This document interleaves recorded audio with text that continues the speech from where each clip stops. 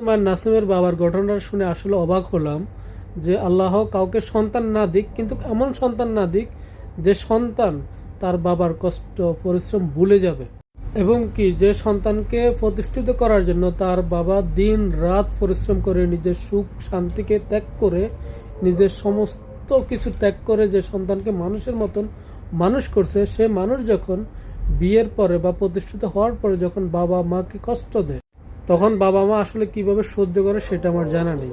নাসিবের বাবার মতন অনেক বাবা আছেন যে অবহেলিত সন্তানের কাছে, বা অনেক মা আছেন অবহেলিত সন্তানের কাছে, যারা বিয়ের পরে বা প্রতিষ্ঠিত হওয়ার পরে শহরে থাকেন, বৌজি নিয়ে সুখে থাকেন, কিন্তু বাবা মায়ের খোঁজ খবর নেওয়ার মতন সে সময় কিংবা সুযোগ থাকে না।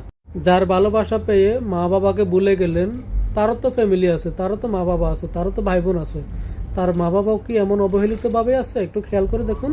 প্রত্যেকটা মেয়ে চায় তার মা বাবা তার ভাইয়ের কাছে ভালো থাকুক, তার ভাইয়ের বউর কাছে ভালো থাকুক। তাহলে কেন তাদের কাছে তাদের শ্বশুর শাশুড়ি ভালো থাকা সম্ভব না?